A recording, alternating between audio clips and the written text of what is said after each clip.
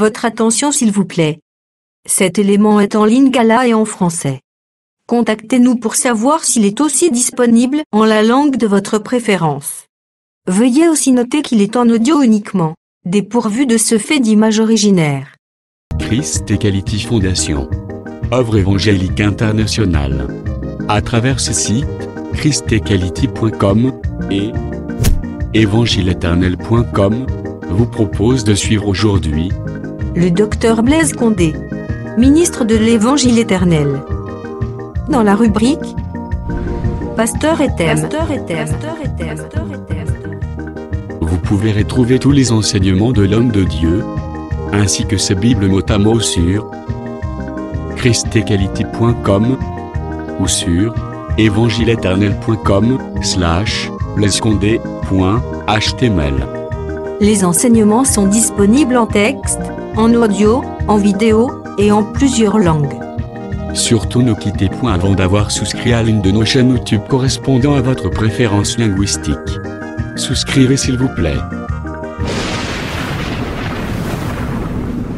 Bonne édification au nom de notre commun Seigneur et Dieu Jésus-Christ. Amen. évangile-éternel.com. Enseignement non-stop.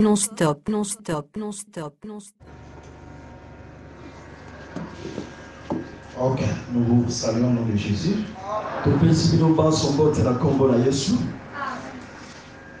Est-ce que l'homme qu'on appelle la joie est parmi nous? Acclamons Jésus.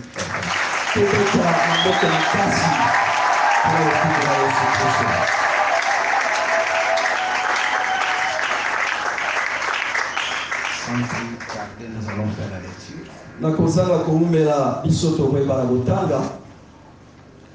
Nous sommes dans le livre d'Apocalypse.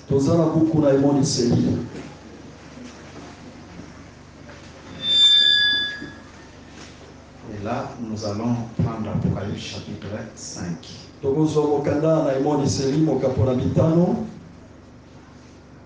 commençons à lire à partir du premier verset. Puis j'ai vu dans la main droite de celui qui était assis sur le trône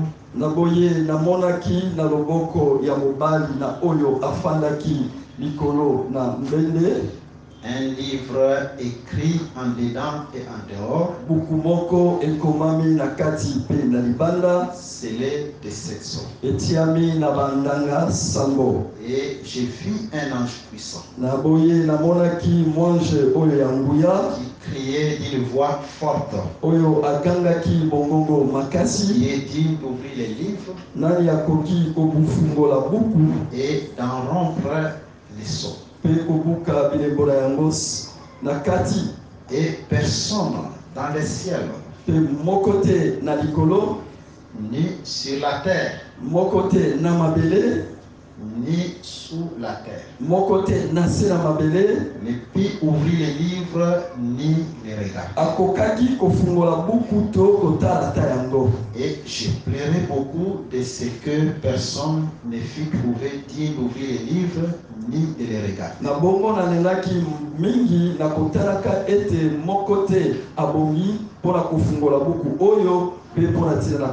Et l'un des vieillards me dit, ne pleure point. Voici les lions de la tribu de Juda, les rejetons de David, a vaincu pour ouvrir les livres et ses 7 sceaux. Et j'ai vu au milieu du trône et des 4 êtres vivants, et au milieu des vieillards, un agneau qui était là comme immolé. Il avait 7 cornes et 7 yeux. Sont les 7 esprits de Dieu envoyés par toute la terre.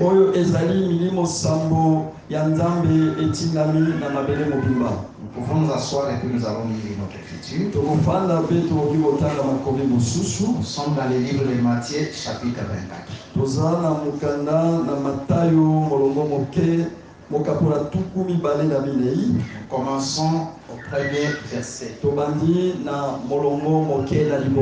Comme Jésus s'en allait, au sortir du temple, ses disciples s'approchèrent pour lui en faire remarquer les constructions.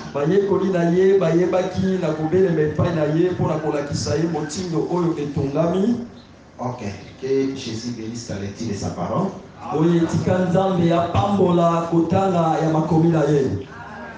Et qu'il bénisse aussi ta présence. Comme nous disons toujours, chaque sacrifice Dieu paye. Tu as quitté ta maison. Tu es venu enseigner. Non pour tes affaires privées, mais c'est pour honorer ton Dieu.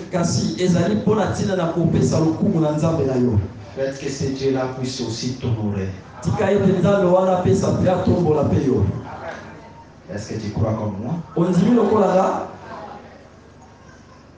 Ok. Nous allons passer des bons moments avec vous et nous le croyons au nom de Jésus.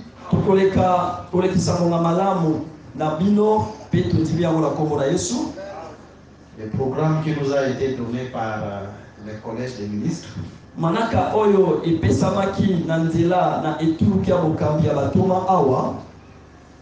nous serons devant vous pendant les jours d'abord de la semaine, donc les cultes ordinaires, jusqu'au 6.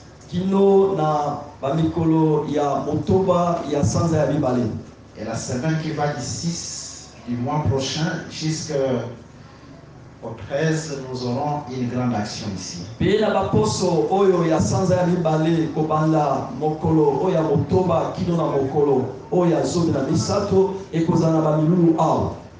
Donc c'est le 13 du mois prochain, le mois de février, que nous allons mettre un point virgule par là.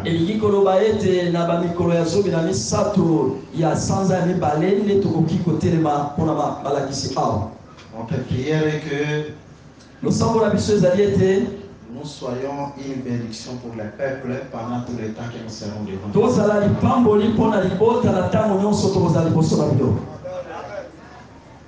Et nous croyons que le Seigneur va se glorifier. Nous allons parler sur un thème. Nous allons parler sur les 7 sceaux. Dans les 7 sceaux, nous allons exploiter plusieurs écritures. Il y a plusieurs sous-thèmes. Nous allons parler des 7 sceaux dans Matthieu 24.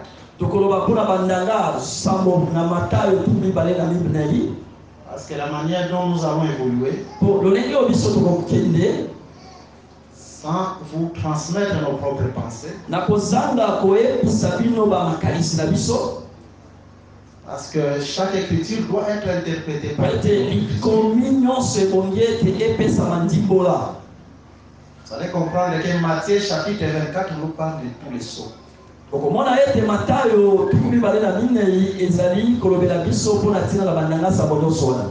Du premier sceau jusqu'au 7e sceau, Matthieu 24 en parle.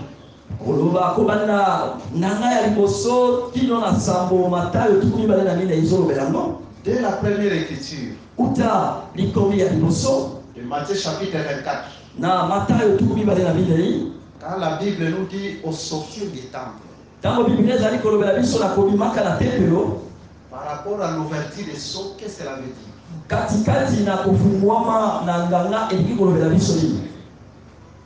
Et vous allez comprendre beaucoup de choses.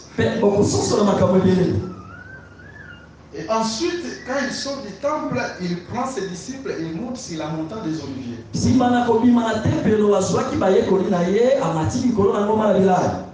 Par rapport à l'ouverture des sceaux, qu'est-ce que cela veut dire?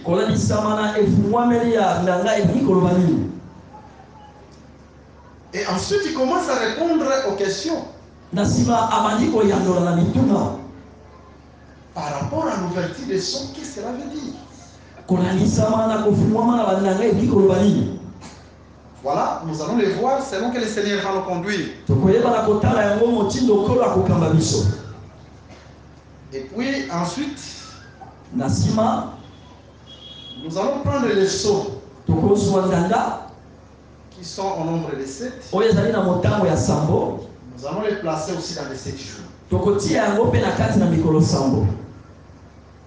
Pourquoi au premier jour? Comment est-ce qu'au premier jour on peut voir l'ouverture du premier sceau?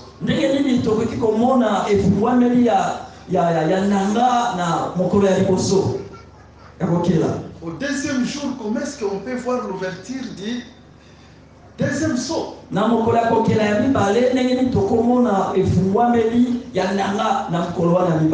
Parce que la Bible nous déclare dans le livre de Job, chapitre 33, verset 14,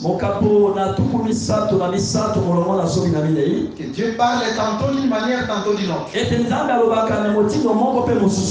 Vous voyez, Jean est en train de parler des sceaux d'une manière symbolique. D'une manière symbolique. D'une manière symbolique.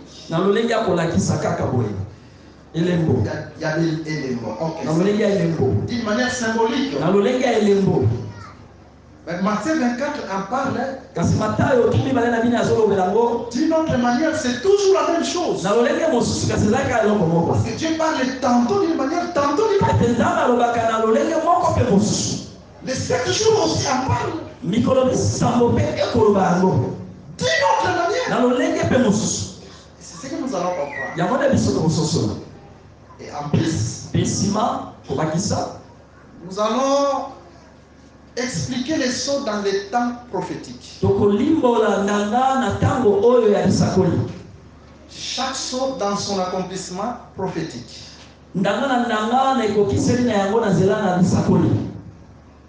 Parce que il y a un grand constat que nous avons fait.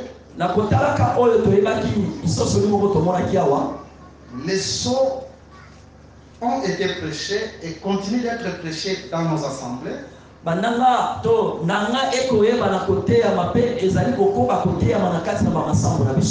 Mais c'est plus d'une manière révélationnelle. On prend les premiers sceaux. On prend le deuxième sceau. On prend le troisième sceau. On prend le quatrième sceau.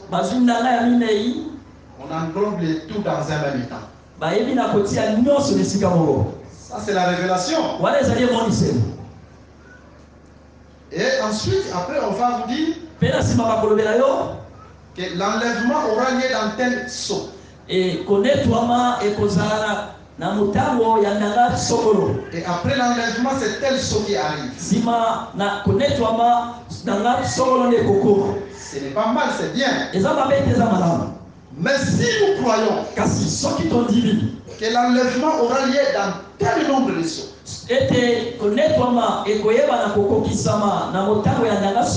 mais d'une manière prophétique, il vous devez aussi nous parler quand est-ce qu'est venu le premier sceau.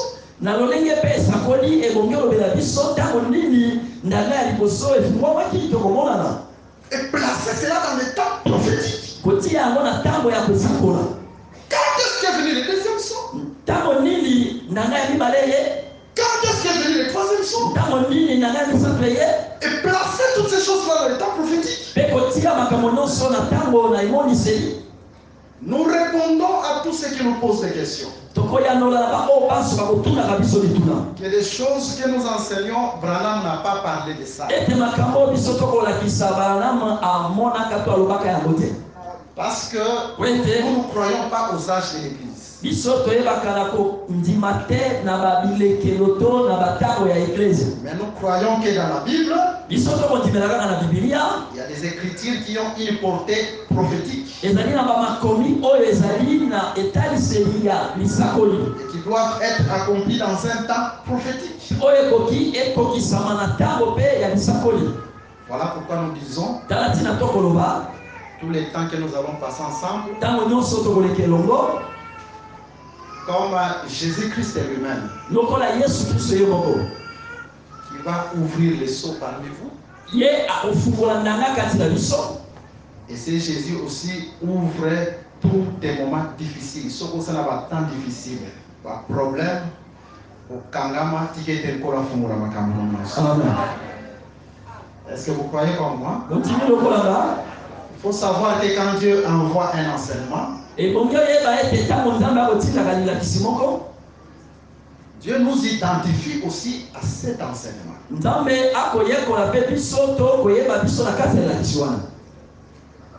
Je vous prends l'exemple de Moïse. Moïse monte sur la montagne. Là, Dieu était descendu sous forme du feu. Et quand Moïse, avant de monter, Moïse, ses yeux ne brillaient pas. Mais quand Moïse va à la rencontre de Dieu, il était descendu sous forme du feu. Les yeux de Moïse sont devenus aussi comme le feu. Voilà, il s'est identifié à Dieu. Il est parti un homme ordinaire. Mais quand il retourne, il était un autre homme. Et nous nous croyons que quand nous venons écouter, tu peux venir avec tes problèmes. Mais quand tu vas retourner, Jésus va te visiter. Dans cet enseignement, je crois que Jésus va bénir beaucoup de gens. Et sur les plans spirituels. Et sur les plans matériels. Et sur les plans financiers. Et il y aura des grandes délivrances. Parce que quand Jésus ouvre les seaux, il doit aussi être capable d'ouvrir tout ce qui était bloqué dans le. Reçois cela au nom de Jésus. Je le répète, reçois cela au nom de Jésus. Et la manière aussi nous allons évoluer,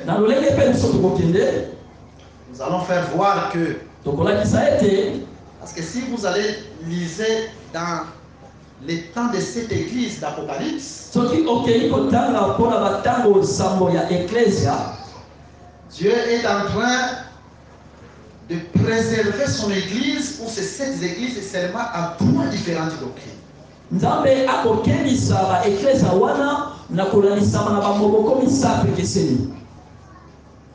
Donc, toutes les fausses doctrines qu'on peut rencontrer dans le monde ne sont résumées qu'en 3 fausses doctrines.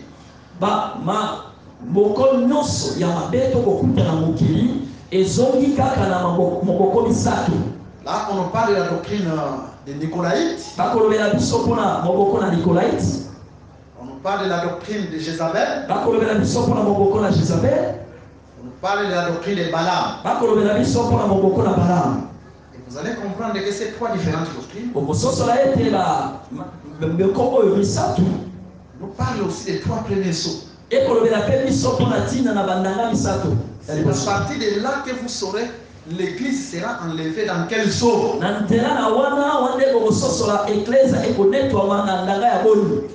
Et je pense qu'on va en parler selon que le Seigneur va nous conduire.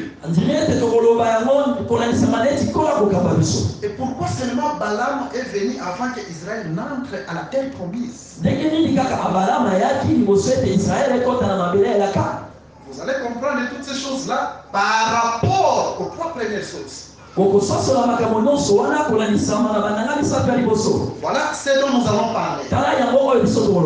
Mais néanmoins, L'enseignement dont je vous parle, dont on va parler par la grâce de Dieu, se trouve dans un livre depuis il y a de cela 5 ans. Nous avons écrit un livre. Juste quand j'ai prêché sur cet enseignement, c'est Université 83 Kinshasa, dans mon église. Et après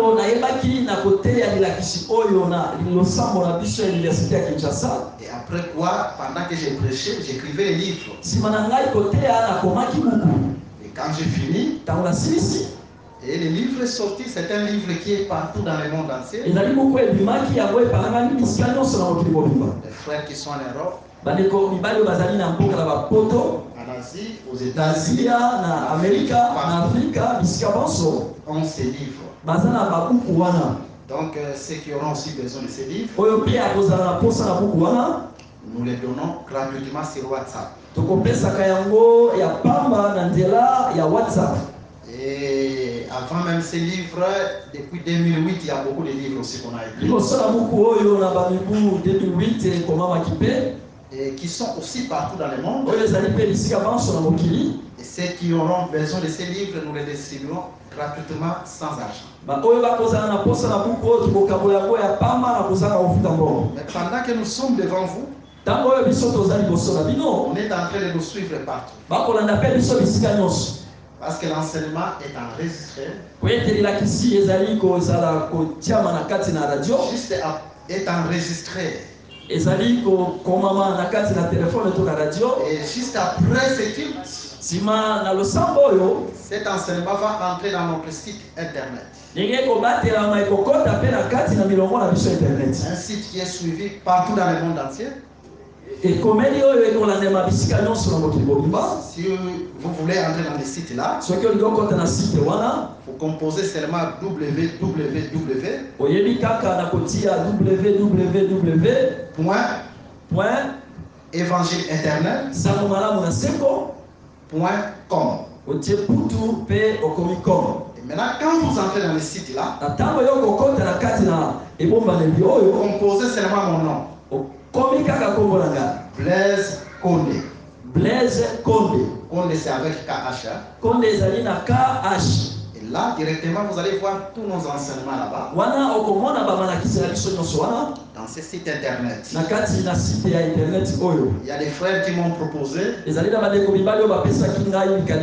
que docteur, cet enseignement ne peut pas être suivi en direct? C'est-à-dire quoi? Pour ceux qui sont dans les réseaux sociaux, avec les téléphones Android, si vous entrez dans votre profil Facebook, il y a un endroit où on a écrit direct. Donc quand vous cliquez là, et directement vous êtes en train de nous filmer. Donc on nous suit partout en direct. C'est que beaucoup de frères qui sont sous notre ciel avaient proposé.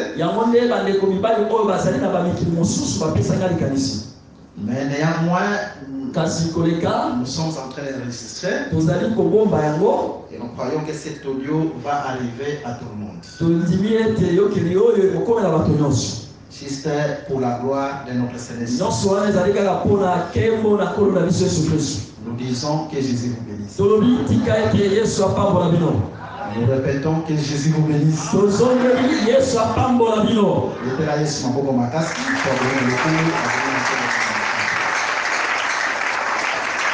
Aujourd'hui, nous allons juste introduire.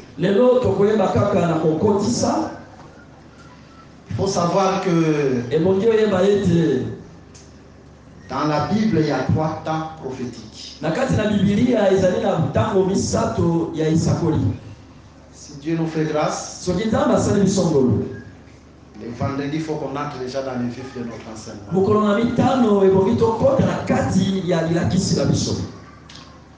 Allons dans le livre d'Apocalypse. Nous lisons Apocalypse chapitre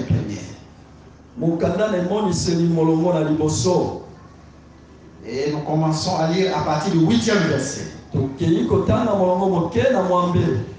Je suis l'alpha et l'oméga. Dit le Seigneur Dieu. C'est lui qui est, qui était et qui vient. Voilà. C'est de cette façon-là que Jésus se présente devant Jean dans le livre de l'Apocalypse.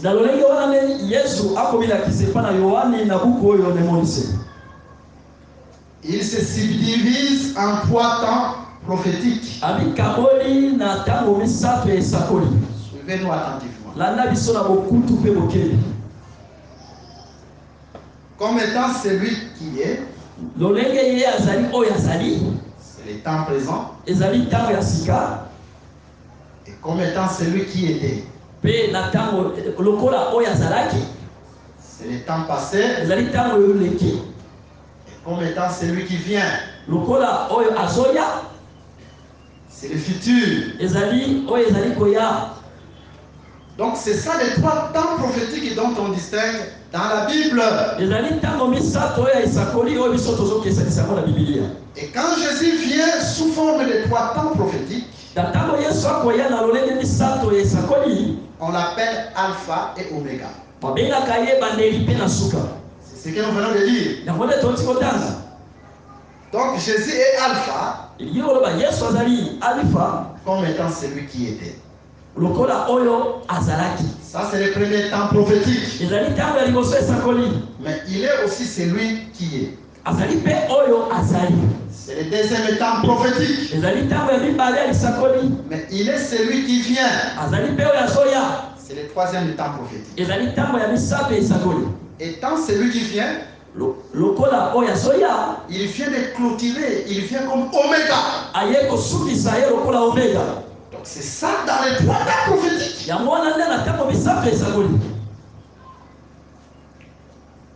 Voilà pourquoi nous disons. Jésus se présentant de cette manière-là devant Jean, dans les 3 temps prophétiques, cela veut dire que le livre de l'Apocalypse ne nous parle pas seulement des choses à venir.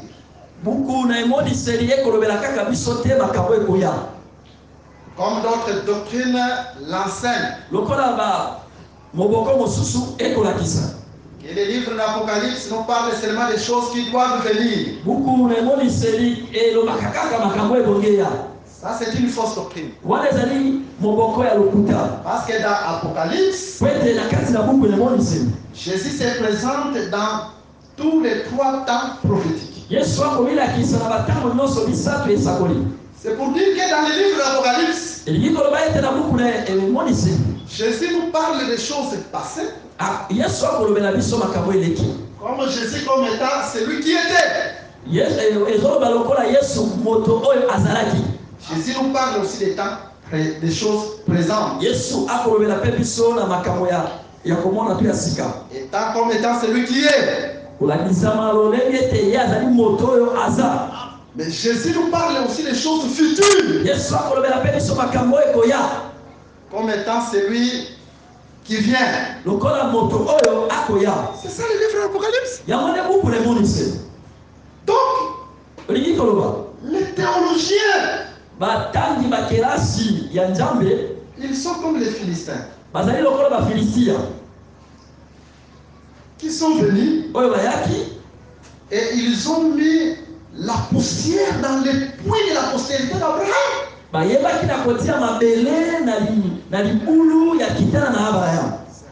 Afin que la postérité d'Abraham ne puisse pas boire dans l'eau de l'enfer.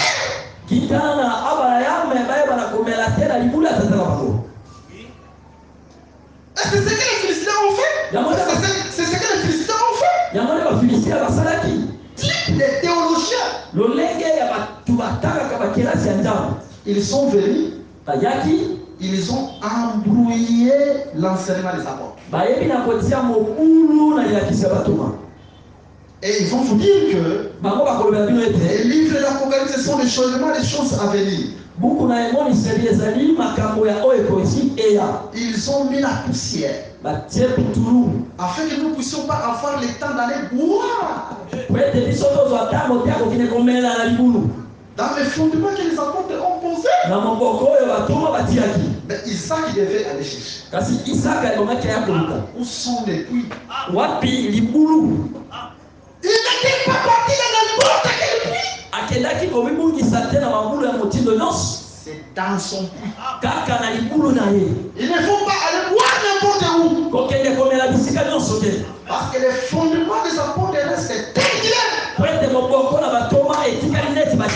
Rejetons toutes les fausses coquilles, la poussière que les nations sont venues mettre. Allons boire dans le puits des apôtres. Est-ce que les peuples comprennent? Voilà pourquoi nous disons que le livre de l'Apocalypse ne parle pas seulement des choses futures. Et les tels enseignements sont entrés même dans d'autres de nos églises de ça. Non, les sceaux, ça doit venir seulement après l'enlèvement de l'église de tous les sceaux apocalyptiques. Parce que les livres de l'Apocalypse ne parlent seulement des choses futures.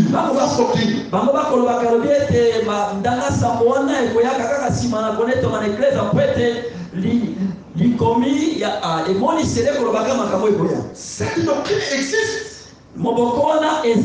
Même dans d'autres églises qui se disent églises de saints. Les livres d'Apocalypse nous parlent des choses futures. Même les sceaux, c'est après l'enlèvement, parce que ce sont des choses futures. Mais vous allez comprendre quand nous allons évoluer que l'Apocalypse ne parle pas seulement des choses futures. Parce que Jésus est venu donner sa révélation comme étant celui qui était, qui est et qui vient.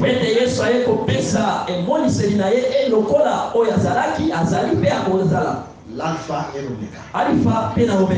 Avant de continuer, nous disons ceci. De même, quand Jésus commence à marcher avec toi, étant l'alpha et l'oméga, il ne peut pas t'abandonner. La Bible nous déclare, lui qui a commencé son œuvre en nous, la rendra parfaite au jour de son avènement. Le salut ne t'appartient pas. Le salut, c'est un domaine privé de celui qui t'a appelé. S'il commence la marche avec toi, même si tu es faible, c'est lui-même qui ôtera la faiblesse. C'est lui-même qui ôtera ses péchés pour te rendre parfait. Quant à toi, il faut seulement compter sur lui. Car quand tu comptes sur lui, il te viendra réellement au secours. Voilà pourquoi nous disons que Jésus te vienne au secours. Là où tu es faible, que Jésus te relève. Parce que Jésus ne peut t'abandonner. Pardon tes péchés, il te sanctifie et qu'il te relève. Est-ce que tu crois comme moi? Acclamez le Seigneur.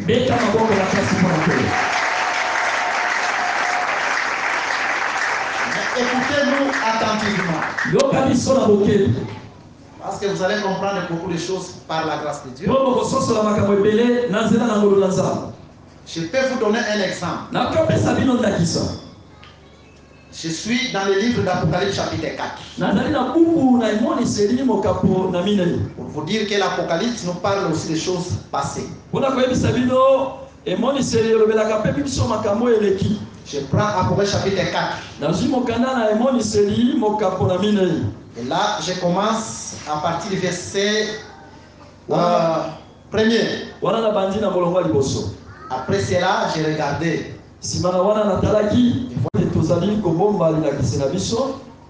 Ok. Nous prenons maintenant le verset 2. Aussitôt je fus ravi à l'esprit. Et voici, il y avait un trône dans les ciels. Et sur ce trône, quelqu'un était assis. Je quitte cette écriture. Je descends maintenant en bas. Ok, je peux prendre le verset 5. Du trône sortent les éclairs de voix et de tonnerre. Devant le trône brille cette lampe ardente, qui sont les 7 esprits de Dieu. Devant le trône. Devant le trône brille cette lampe ardente.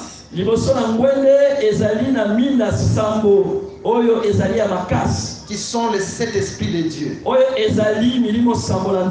le verset 6.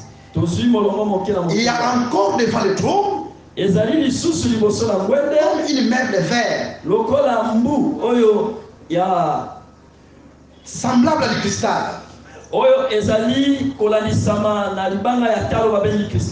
Mais si vous ne maîtrisez pas Moïse, vous n'allez pas maîtriser de même cette écriture. Parce que conformément à cette écriture, Jean est en train de voir le trône. Dans la Bible, le trône était l'arche d'alliance. Si vous allez dans le livre de 2 Samuel chapitre 6 à partir du premier verset,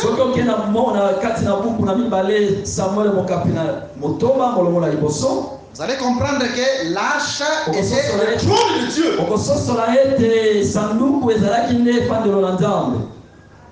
Maintenant, devant le trône, Jean voit cette lampe.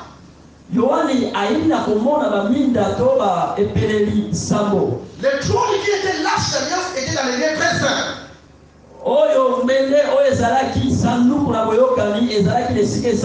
Et devant, c'est dans les lieux saints.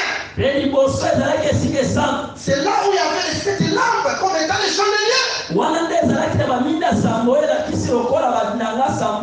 Et après quoi, il va voir une mer encore devant. Mais devant là dont on est en train de parler, là où il y a la mer, c'est cette vie. Parce que c'est au niveau du parti qu'on a mis la cuve. Mais au temps de Salomon, ce n'était pas la cuve, mais c'était la mer qui coulait. C'est là que nous disons, si nous ne comprenons pas Moïse, nous n'allons pas aussi comprendre le livre de l'Apocalypse. Parce que le premier qui a parlé du livre de l'Apocalypse, c'est Moïse. Parce que là, c'est la position du tabernacle. C'est-à-dire Jésus comme étant celui qui était. Le livre de l'Apocalypse a parlé aussi des choses passées. Mais d'une manière symbolique. Nous prenons encore une autre écriture. Parce que nous disons qu'aujourd'hui nous sommes en train seulement d'introduire. Apocalypse chapitre 8.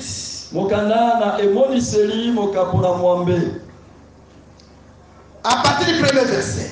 Quand il ouvrit le 7e sceau, il y eut dans le ciel un silence d'environ une demi-heure. Et je vis les 7 anges qui se tiennent devant Dieu. Et cette trompette leur fit donner. Et un autre ange Moi, j'ai lu mon sous accueilli. Et il s'éteint sur l'autel. Ayant un ascensoir d'or. On lui donna beaucoup de parfums. Afin qu'il les offrit, afin qu'il les prière de tous les saints. Sur l'autel d'or qui est devant le trône. La fumée des parfums monta avec les prières des saints de la main de l'ange de Dieu.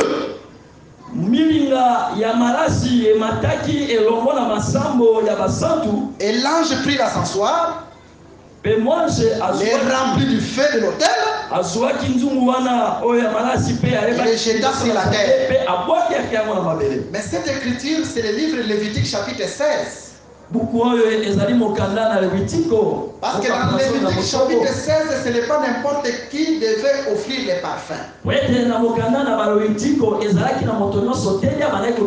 C'est le souverain sacrificateur.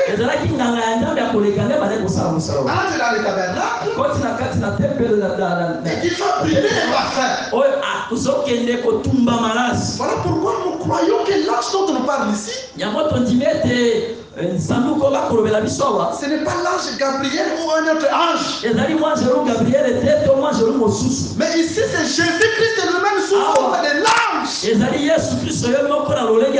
Parce qu'aujourd'hui nous sommes dans un tabernacle céleste.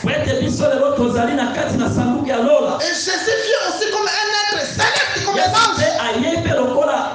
Lui est souverain sacrificateur de qui va brûler les parfums. Voilà, mais pour comprendre cela, il faut d'abord comprendre Moïse. Si vous ne comprenez pas Moïse, même l'ouverture du 7e psaume, c'est un problème. Parce que quand il ouvrit le 7e psaume, l'ange entre pour aller offrir les parfums. Voilà, c'est une question encore qu'on va répondre. Quand est-ce qu'on commence le 7e psaume? Parce que le 7e psaume ici commence par l'entrée de l'ange dans le lieu très saint.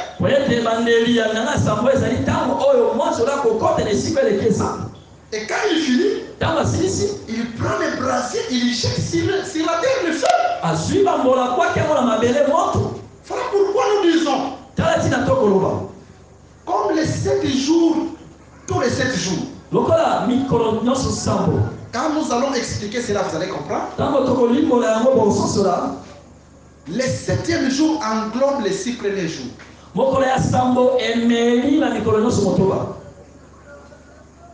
Même aussi les 7e psaume nous parle de tous les 6 premiers psaumes. Parce qu'en réalité, quand on ouvre le 7e psaume, on voit l'ange qui entre. C'est le temps que nous sommes en train de vivre. L'ange qui est entré dans les lieux très saints. C'est le temps de l'église. Mais nous sommes au 7e psaume. Nous allons donner toutes les précisions là par la grâce de Dieu. Mais il ne s'arrête pas là. Le 7e psaume. Il doit englober le temps de tous les abrutis. Il faut comprendre les brasiers descendent. Pour brûler la terre. Or, quand les brasiers descendent, en ce temps-là, l'homme n'est plus sur la terre. Parce que les brasiers doivent descendre après l'enlèvement. Est-ce que vous comprenez? Nous allons parler de toutes ces choses. Et nous allons donner des précisions. Voilà pourquoi nous disons, si Dieu descend et qu'il frappe tout qui s'en aille, comme il a préservé l'autre, qu'il te préserve aussi. S'il y a des maladies qui peuvent venir, comme on parle maintenant du corona, mais Dieu qui a préservé l'autre, mais Dieu qui a préservé Noé et sa famille, et Jésus te préserve aussi. Quand il y a le blocage qui viendra. Quand on dit qu'il y a la sécheresse, l'argent, il n'y a plus d'argent. Mais que Dieu te donne l'argent. Dans les moments difficiles, c'est Dieu qui a béni avec les Sarepta. Même si les moments sont difficiles, que Jésus te bénisse. Que Jésus te bénisse. Que Jésus te garde. Que Jésus te soutienne. Acclamez le Seigneur. Nous sommes en train seulement de donner les grandes lignes pour faire voir que avant que Moïse ne meure, Dieu lui a dit monte sur la montagne, regarde le pays. C'est-à-dire Moïse comme étant la loi, il a vu tout ce qui doit être accompli dans le temps de la grâce. Et il en a parlé. On ne peut pas parler de choses sans consulter Moïse. Voilà pourquoi nous avons dit Jésus, quand il vient dans le livre de l'Apocalypse, il vient comme étant celui qui était. Il vient comme étant celui qui est. Celui qui était, c'est le temps de Moïse, le temps de la loi. Temps d'Israël dans le passé. Celui qui est, c'est le temps de l'Église. Et celui qui vient, Jésus qui visitera encore Israël après la vie. Voilà, donc nous sommes en train en fait d'introduire, jusque-là nous ne sommes pas encore dans notre enseignement. Écoutez, je vous lis une écriture dans le livre d'Apocalypse au chapitre 1er. Là, nous prenons le verset 19. Écris donc les choses que tu as vues. Ok. Quelles sont les choses que Jean a vues? L'écriture continue. Celles qui sont. Donc, Jean a parlé des choses présentes, non seulement des choses futures. Les choses qui sont dans le présent. Jésus comme étant celui qui est. Nous continuons, la Bible nous dit. Et celles qui doivent arriver après elle. Donc des choses aussi qui doivent arriver, des choses futures. Donc là, Jésus comme étant celui qui vient. Donc l'écriture aussi ici est claire. Mais on ne peut pas parler des choses d'aujourd'hui sans aller voir dans l'ombre. Là, nous sommes dans Hébreux chapitre 10. À partir du premier verset, où la Bible nous dit et la loi possède un nombre de choses à venir. Toutes les choses qu'on peut parler aujourd'hui, la loi en a déjà parlé, mais sous forme de l'ombre. Quand on peut parler de ça, Dieu en a aussi déjà parlé dans l'ombre. Jésus comme étant, c'est lui qui était.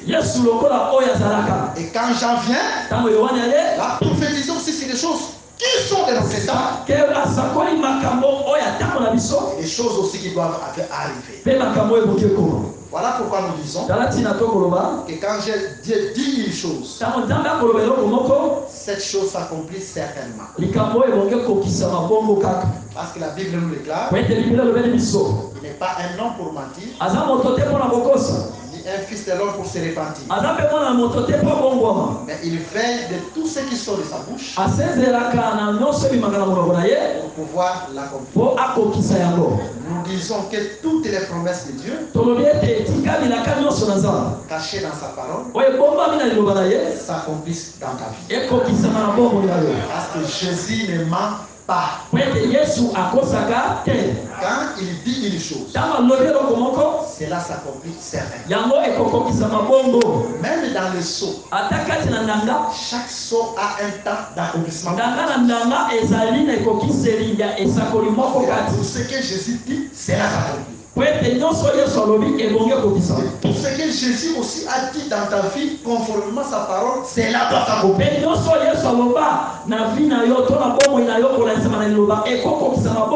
Voilà pourquoi nous disons, vis la bonté de Dieu dans ta vie.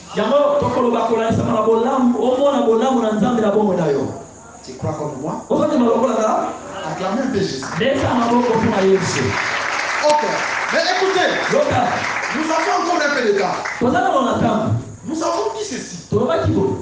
Dieu parle tantôt d'une manière, tantôt d'une autre. Les 3 temps prophétiques là, Dieu en parle aussi de plusieurs manières. Vous allez remarquer dans la vie de Moïse. Moïse arrive à la fin des 40 ans. Pourquoi seulement 40 ans? À la fin, Moïse va visiter ses frères. Et ses frères vont les rejeter. Ça, c'est le premier temps prophétique. Jésus comme étant celui qui était. Amen. Mais après cela, Moïse doit quitter ses frères, il va vers les étrangers.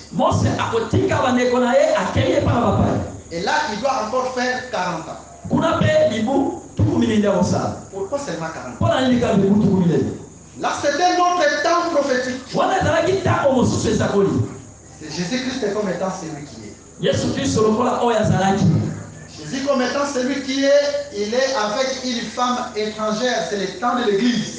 Yesu lokola oyo azali tango azali kuna epana bapaya tango na église wana. Donc Jésus qui a quitté Israël. Yesu atiki Israël et qui vient vers nous. Oyo aye pana biso. Et là Moïse doit avoir des enfants. Wana Mose bongela zamba na mibale. Parce que parmi nous Jésus a des enfants. Kati na biso Yesu azana bana mibale. Est-ce que vous suivez? Écoutez, allons dire un peu ces enfants-là avec leurs noms. Zamba kopambo la bino makasi. Amen. Tozo introduire kaka. Quand tu kokota dans l'enseignement, Jésus va venir. Quand nous allons entrer dans les détails.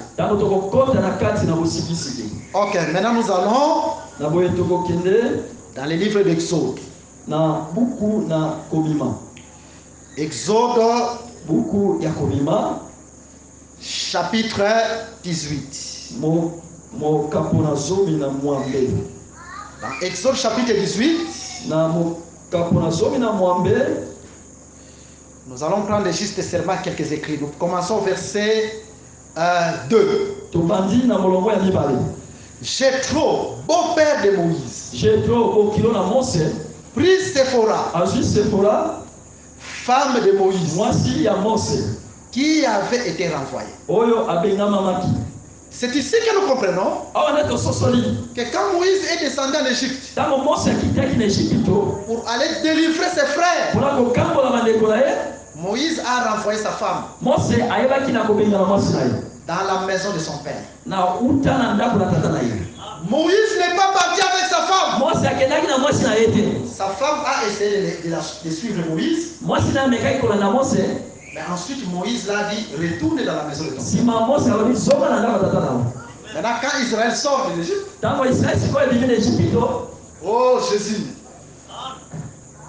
le père prend la femme avec les 2 enfants que Moïse a eu. Parmi les étrangers, il vient avec cette femme. C'est le père qui est venu avec la femme. On va en parler, c'est prophétique. Écoutez d'abord ce que la Bible nous dit. Verset 3. Il prit aussi les 2 fils de Séphora.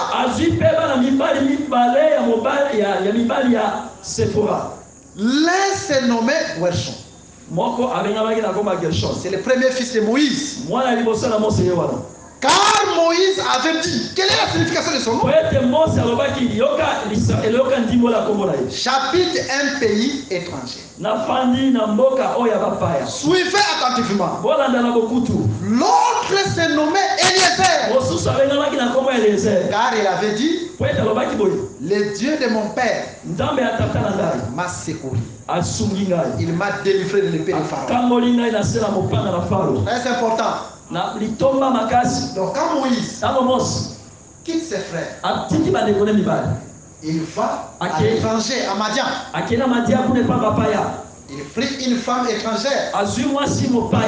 Le type de l'église corps. Moïse doit avoir des fils. Jésus parmi nous, Jésus a des fils. Le premier, la Bible nous déclare que je suis un étranger. Mais le deuxième, Dieu m'a secouru. Voilà pourquoi quand Jésus est venu,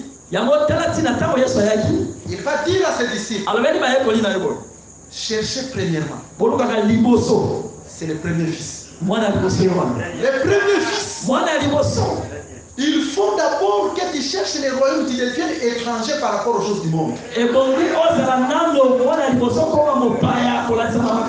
Ça, c'est la première des choses que l'enfant de Dieu doit chercher.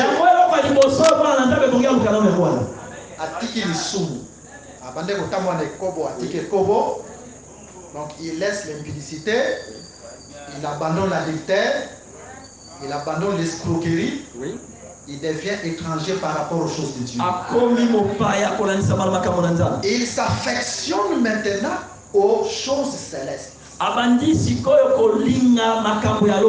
C'est ça la première des choses que l'enfant de Dieu doit chercher. Ce n'est pas enfin que cet enfant était le premier enfant. C'est pour dire que la première des choses que nous devons chercher, c'est le royaume. Devenir étranger par rapport aux choses du monde. Mais le deuxième fils, l'Éternel m'a secouru. Si tu te sanctifies, si tu te donnes dans les choses, par ta présence, tu viens au culte comme tu viens là, tu t'affectionnes aux choses célestes. Aime la parole plus que tout autre. Après cela, Jésus va te secourir. Voilà pourquoi nous disons, toi qui te donnes dans les choses de Dieu, qui te sanctifie, qui te purifie, que Jésus puisse te secourir. Si tu es malade, quel que soit le nom de la maladie, reçois le secours de Jésus. Qu'il a dit que est Est-ce qu'on comprend le malade? Le secret dans les choses de Dieu, si tu veux que Jésus puisse te secourir, donne-toi d'abord dans les choses de Dieu. Vis la parole de Dieu. Sois réellement étranger par rapport aux choses du monde. Et après quoi, le deuxième fils viendra. C'est-à-dire Dieu va te secourir dans toutes tes besoins. Mais écoutez, nous évoluons. Maintenant Moïse,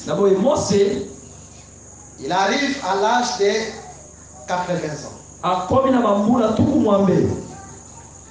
Parce qu'il a fait encore 40 ans hors frère. Chez sa femme étrangère. Et c'est ce qui a totalisé le tout. 40 ans d'âge. 80 ans d'âge. Et maintenant, il doit retourner à l'âge de 80 ans. Allez délivrer tes frères. Écoutez, Psaume chapitre 90. Verset 10. Les jours de nos années s'élèvent à 70 ans. Mikolo yakobika na biso ezali mibu tukulibwa. Et pour les plus robustes, pona ba oyo bazali milaito makasi ngambe à 80 ans. Na ba mibu tukumwambe. Donc 80 ans c'est les robustes. Et mikolo ba tukumwambe c'est l'homme fort. Azali moto makasi. Donc quand Moïse est en train de partir en Égypte, comme il va combattre, il va combattre contre un homme fort qui était Pharaon. Il faut que lui-même soit un homme aussi fort. Ce n'est pas un fait qui doit partir à l'âge de 80 ans. Parce que c'est un homme fort qui va combattre. Maintenant, quand il va comme ça, Moïse va renvoyer sa femme. Là, c'est Jésus qui doit revenir en Israël. Jésus comme étant celui qui vient. Mais avant que Jésus revienne en Israël, Jésus doit nous renvoyer dans la maison paternelle. C'est l'enlèvement. Est-ce que vous comprenez? Donc, Jésus comme étant celui qui vient. Le troisième état prophétique. Et quand il doit retourner à le voir, c'est frère de Juifs. Il doit dire à sa femme étrangère, avant d'aller visiter mes frères, va d'abord dans la maison paternelle. Voilà pourquoi nous disons, même la seconde venue de Jésus, quand Jésus descendra en Israël, combattra les nations qui combattront Israël, Jésus ne descendra pas avec nous. Ok, nous avons des écritures. Nous devons rester dans la maison paternelle. La maison paternelle, c'est le ciel. C'est pour cela Jésus lui-même disait dans la prière de notre Père, notre Père qui est aux cieux. C'est là que Jésus nous a renvoyés. Et 7 ans après l'enlèvement de l'église, quand Jésus va descendre pour visiter Israël, nous devons d'abord être dans la maison paternelle. Là où nous avons été renvoyés. Suivez attentivement. Je suis dans Apocalypse chapitre 21. Quand l'épouse descend seule, Jésus était déjà descendu. C'est ça le père qui prend la femme pour la ramener. Ça sera le règne de Milan. Nous et Israël, nous devons habiter ensemble. Parce que cette femme n'a jamais habité avec Israël. Mais quand Moïse fait conduire le peuple, après quoi, le père prend la femme pour qu'elle vienne habiter avec Israël. Ça, c'est le règne de Milta, parce que nous devons habiter ensemble avec Israël. Nous sommes appelés à être ensemble. Comme nous serons ensemble avec Israël. De même aussi dans les choses de Dieu, nous sommes appelés à garder l'amour. Mais suivez une chose, chers bien-aimés. Les gens confondent souvent Zacharie chapitre 14. Et quand l'Éternel descendra, il doit descendre avec les saints, tous les saints avec lui. On va en parler dans l'ouverture du 7e sceau. Dans Matthieu 24, les saints dont on vous parle là, ce sont les anges. Parce que dans la Bible, les anges sont appelés aussi les saints. Beaucoup d'écritures, il y en a.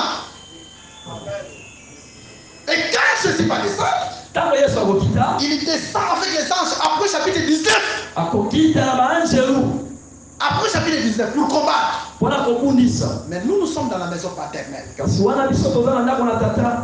Ndenge pesa laki na Israël soki mwasi abali ezalaki na balwa na mwasi abali. Oui. Zambé apambola bino. Amen. Ok, que Jésus vous bénisse. Je dis que Jésus vous bénisse. Maintenant remarquez, je pars descendre. Je pars descendre. Maintenant Moïse, quand il va comme un robiste, Moïse ne parle pas seul. Pendant que la femme est renvoyée, Moïse doit partir avec son frère Aaron. Maintenant quand ils arrivent parmi les frères, ils n'ont pas commencé directement à frapper Israël. Lisez bien Exode chapitre 4. Ils doivent aller d'abord chez les anciens. Ils annoncent la parole. Les anciens croient. Israël croit. Après quoi ils vont chez Pharaon. Et quand ils vont chez Pharaon, ils commencent à frapper. Suivez-nous attentivement. Il en est de même. Après l'enlèvement de l'église, Jésus doit visiter Israël, mais par les deux prophètes. Aaron et Moïse, c'est le type de deux doigts. Allez dans les livres de Psaume chapitre 105 verset 26. Là, la Bible nous déclare que Dieu a envoyé Moïse et Aaron. Mais ils sont envoyés vers Israël quand? Après que la femme ait été renvoyée. Donc les deux prophètes qui sont les deux soins visiteront Israël. Dès après l'enlèvement de l'église. Mais ils ne frapperont pas directement la terre. Parce que Moïse et Aaron n'ont pas frappé directement l'Égypte. Il faut que d'abord Israël croit. Et Israël adore. C'est ça après chapitre 5. Dans après chapitre 7. Après chapitre 7, il y a un ange qui fait frapper l'humanité. Mais l'Écriture nous dit ne frappe pas d'abord jusqu'à ce qu'on scelle d'abord les sceaux. Quand on scelle les sceaux, maintenant commence à frapper. Voilà, donc sceller les sceaux dans l'ombre. On peut d'abord sceller les 144 000 de sceaux. Et dans l'ombre, sceller les sceaux, c'est-à-dire c'est Israël qui devait croire avant de frapper. Quand Israël croit, après l'enlèvement des 144, croit au message de deux soins des 144. C'est alors qu'ils sont scellés du sceau. C'est après cela, c'est alors que les deux prophètes commenceront à frapper l'humanité. Quand nous allons parler sur le sceau, vous allez comprendre. Quand on nous parle des sceaux où on commence à frapper, donc ces sceaux-là doivent venir quand? Avec la femme, Moïse n'a jamais frappé. Mais quand la femme est renvoyée, quand Moïse retourne, c'est alors que Moïse commence à frapper lui avec son frère Aaron. Les deux joints. Les deux joints. Et c'est cela. Donc ça, c'est Jésus comme étant celui qui vient. Mais il vient dans les deux prophètes. Voilà. Et c'est là où vous allez comprendre que la doctrine du brahmanisme, c'est une fausse doctrine. Parce qu'il y a une partie du 7e sceau où on commence à frapper déjà la terre là. Et ils vont vous dire que non, c'est l'état de l'église. C'est l'état de l'église. Mais la manière dont nous sommes en train de vous louer, vous allez comprendre que le temps de frapper, ce n'est pas Jésus comme étant celui qui est. Mais c'est Jésus comme étant celui qui vient. Donc, ce n'est pas le temps de l'église. l'église. Mais c'est le temps d'Israël que Jésus vous bénisse. Tout comme Dieu, avant de frapper, il met d'abord les sceaux pour préserver son peuple. Amen. Est-ce qu'on dit le Amen. liloba ozo yoka okobikela makambo minene zamba kobatela yo zamba kotelemisa yo kola ko fortifier yo kola ko pambola kola ko kiripe kola ko sala makambo minene amen betela ils sont bon makasi kwa donc lelo pour introduire kaka nous avons seulement introduit donc osalika akotisa pour vous démontrer les trois temps prophétiques pona kola kisalino tango misato esakoli. Ces trois temps prophétiques, on en parle aussi dans d'autres écritures. Si Dieu nous donnera le temps, nous allons en parler prochainement. Pour aujourd'hui, dis quelque chose à Jésus. Là où tu es, dis ceci. Seigneur, comme toi tu as protégé Lot. Il faut qu'il sorte d'abord de Sodome et Gomorrhe. De Sodome et Gomorrhe. Tu as brûlé Sodome et Gomorrhe. Dis aussi que Jésus te préserve devant tous les plans sataniques. Le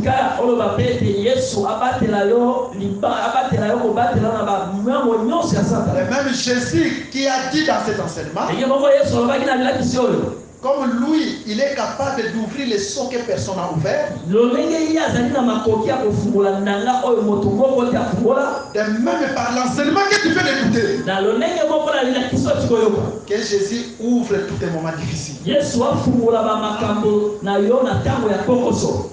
Tout ce que tu vas commencer, confesser, tu vas les palper. Merci d'avoir suivi ce message et que Jésus-Christ vous bénisse. Si vous avez une question à l'intention de l'homme de Dieu, si vous voulez que l'homme de Dieu prie pour vous, si vous voulez vous confier à l'homme de Dieu, ou si vous voulez tout simplement bénir l'homme de Dieu, contactez-le directement si ses coordonnées sont disponibles depuis sa page. Sinon, contactez-nous et nous lui transmettrons vos préoccupations. N'oubliez pas de faire un tour à notre page évangélisation pour voir en quoi vous pouvez vous rendre utile à Christ par cette œuvre. Que Dieu vous bénisse tous. Amen. ChristQuality.com. Les cieux en un clic de la souris. Évangile-éternel.com. Le site de l'Évangile éternel. ChristQuality Fondation, équilibrer la manne ramassée dans le désert de sorte que chacun ait un maire.